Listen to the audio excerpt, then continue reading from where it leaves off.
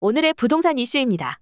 지난해 인구 이동률이 50년 만에 가장 낮은 수준으로 떨어졌습니다. 높은 금리와 부동산 경기 악화로 대출을 내 새로 집을 사거나 거주하는 행위를 꺼린 국민들이 많아진 영향으로 보입니다.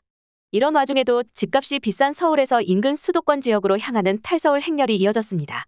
내달 전국에 1년 전보다 60% 이상이 늘어난 아파트가 공급될 예정입니다.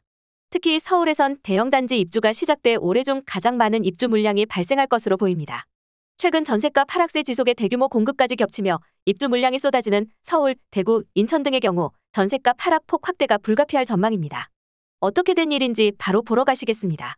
30일 통계청이 발표한 2022년 연간 국내 인구 이동 자료에 따르면 지난해 인구 이동자는 615만 2천 명으로 집계됐습니다.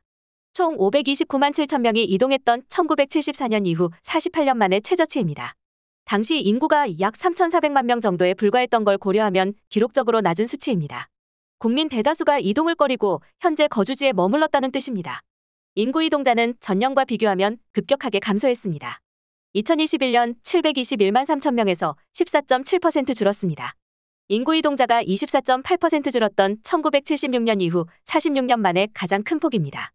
100명당 인구 이동자를 비율로 나타낸 인구 이동률의 경우 12.0%로 전년 대비 2.1%포인트 하락했습니다. 인구 이동률 역시 1972년 11.0% 이후 최저입니다. 다른 지역으로의 이동을 꺼린 배경에는 부동산 문제가 있는 것으로 풀이됩니다.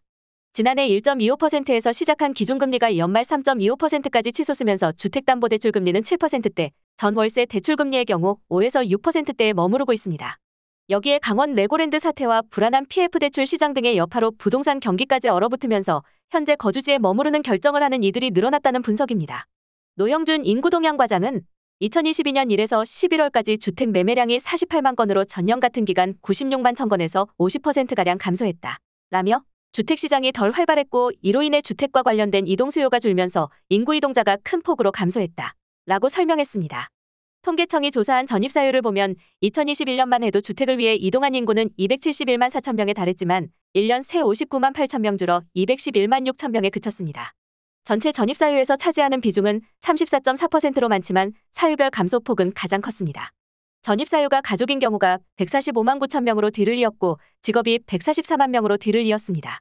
집값이 비싼 서울에서 부동산 가격이 비교적 저렴한 수도권으로 이동하는 움직임은 계속됐습니다. 서울 전출자의 약 60.0%가 경기도 지역으로 이동했고 나머지는 인천 강원 지역에서 이동한 인구가 차지했습니다. 경기도 지역의 경우 전입해온 인구의 51.6%가 서울이었고 인천과 강원도 각 28.3%, 24.2%가 전입해왔습니다. 지역별 순유입률은 서울이 3만 5천 명 줄었습니다. 새로 들어온 인구보다 빠져나간 인구가 3만 5천 명 더 많았다는 뜻입니다. 서울에서 인구가 빠져나가는 현상은 33년째입니다. 반면 경기도는 4만 3천 명 늘었고 인천 지역도 2만 8천 명 늘어났습니다. 순유입률은 세종시 2.7%와 인천시 1.0%가 높았고 순유출률은 울산 -0.9%, 경남 -0.6%가 컸습니다. 내달 전국에 1년 전보다 60% 이상이 늘어난 아파트가 공급될 예정입니다. 특히 서울에선 대형 단지 입주가 시작돼 올해 중 가장 많은 입주 물량이 발생할 것으로 보입니다. 최근 전셋값 하락세 지속의 대규모 공급까지 겹치며 입주 물량이 쏟아지는 서울, 대구, 인천 등의 경우 전셋값 하락폭 확대가 불가피할 전망입니다. 30일 직방에 따르면 2월 전국 입주 물량은 전년 동월 대비 67% 많은 2만 3,808가구입니다. 권역별로 수도권이 전년 동기 대비 98% 증가한 1만 5,206가구, 지방이 전년 동기보다 30% 많은 8,602가구가 입주합니다. 수도권에서는 서울, 경기, 인천 순으로 입주 물량이 많은데 특히 서울은 6,303가구가 입주하며 연내 가장 많은 공급이 예상됩니다. 총 3,375가구인 개포자이 프레지던스를 비롯해 흑성리버파크 등 정비사업이 완료된 매머드급 단지에 입주가 진행됩니다. 경기에서도 판교, 화성 등지에서 5,029가구가, 인천은 대규모 단지 2개 단지 3,874가구가 입주합니다. 지방은 최근 입주 물량이 집중되는 대구에서 2,148가구가 입주하고 그 외 강원 1,783가구, 전북 1,706가구 등이 입주할 예정입니다. 직방은 올해 상반기는 총 14만 9,469가구의 아파트가 입주할 것으로 추산했습니다. 이는 전년 동기 대비 37%가량 많은 물량으로 2021에서 2022년 10만여 가구가 입주했던 것과 비교해도 많습니다. 상반기 수도권 입주 물량은 전년 대비 56% 증가한 8만 5,452가구로 서울이 1만 3,523가구, 경기가 4만 8,611가구, 인천이 2만 3,318가구 입주합니다. 지방은 대구 입주 물량이 가장 많을 예정입니다. 신축 아파트 물량이 쏟아지면서 일부 지역의 전셋값은 더 내려갈 것으로 전망됩니다. 실제 개포자이 프레지던스 전용 59제곱미터 매매가는 18억 원 안팎이지만 전세 시세는 6억 5천만 원까지 밀렸습니다. 흑성리버파크자이도 상황은 비슷합니다. 전세 보증금을 받아 잔금을 치르려던 예비 입주자들이 세입자 구하기가 어려워지자 호가를 계속 낮추면서 전용 59제곱미터 전세값이 4억 원대로 떨어졌습니다.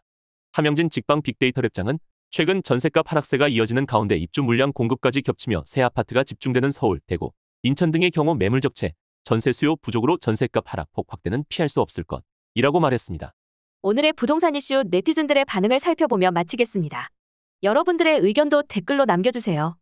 현재도 전국 미분양 6만 2천이 넘고 올해 아파트 공급 물량 터질 예정. 갈수록 애도 안 낳는 이 한국 사회 과거처럼 집이 오를 수 있을까? 주담대 이자도 너무 비싸고 나중 집값 볼만하겠다.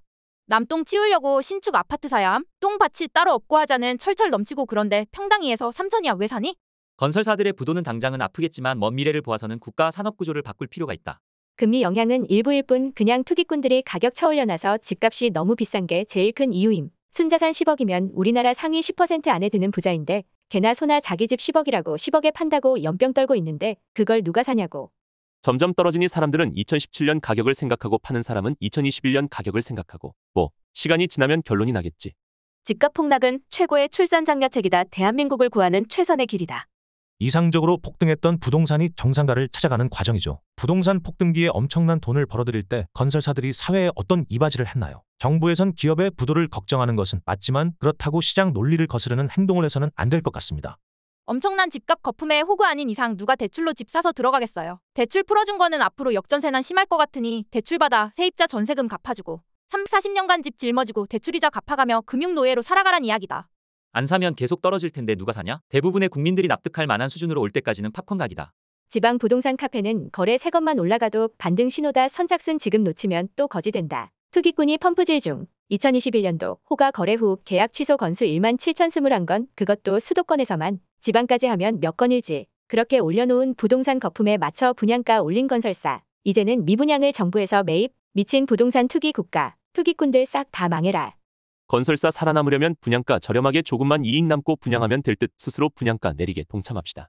지난 몇 년간 초유동성 파티의 기억은 그만 잊어버리고 일단 4에서 5년 전 과거로 돌아가서 지금의 금리 상황을 비교하고 분양가 책정하면 다 해결됨.